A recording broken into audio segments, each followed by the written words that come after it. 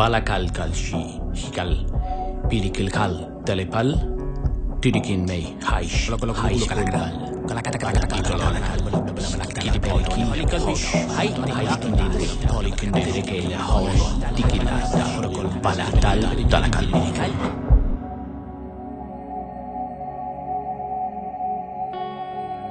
Alguns cristãos sinceros acreditam no chamado dom de línguas como sinal do batismo do Espírito Santo. Falar dessa forma se entende como evidência do poder pentecostal. Todo crente convertido deve fazê-lo. E se não o faz, tem um problema. Há quem acredite que isto provém do céu.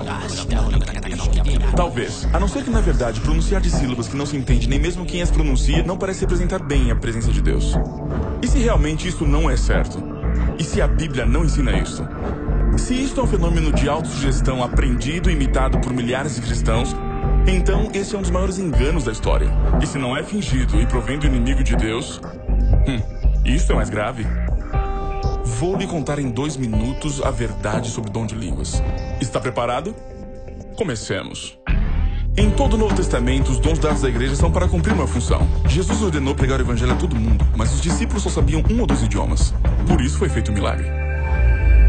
Em Atos 2, o verdadeiro dom não foi glossolalia, e sim xenolosia, que quer dizer Speak a real language that you didn't know before. Em Atos 10 e 19 ocorrem casos similares, era um símbolo útil para os não crentes. Mas no capítulo 4, 8 e 9 se derramou o Espírito Santo e não houve dom de línguas. Por quê? Porque não haviam estrangeiros, então não havia necessidade. Curioso, não é? A Bíblia não ensina que falar em línguas seria o único símbolo do Espírito comum a todos os crentes. Alguns afirmam que o dom consiste em orar em idiomas angélicos desconhecidos. Dizem que se pode praticar relaxando a boca e se deixando levar pela euforia. Não há forma de saber se é verdadeiro ou falso, mas falam assim os anjos? Na Universidade da Pensilvânia demonstrou-se que ao falar essas línguas não se ativa as áreas cerebrais da linguagem. O motivo é simples, não é nenhuma forma de comunicação. E 1 Coríntios 14, como se explica? Desde o capítulo 3, a igreja estava repleta de problemas espirituais, contendas e dissensões.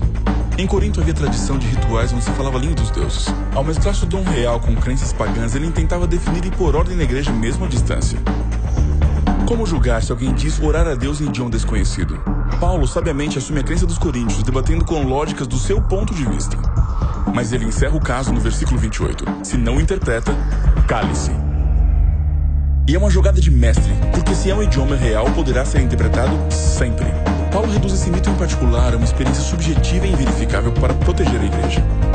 E disse no versículo 13, se alguém fala em língua, peça para interpretar. Se isso não ocorre, não está orando com sua mente. E isso não serve para nada. Todos que balbuciam essas supostas línguas na igreja sem que a traduzam, estão violando um importante mandado bíblico. Porque um dom verdadeiro sempre edifica a igreja, e se não faz, é falso. Por certo, Cristo nunca falou em línguas.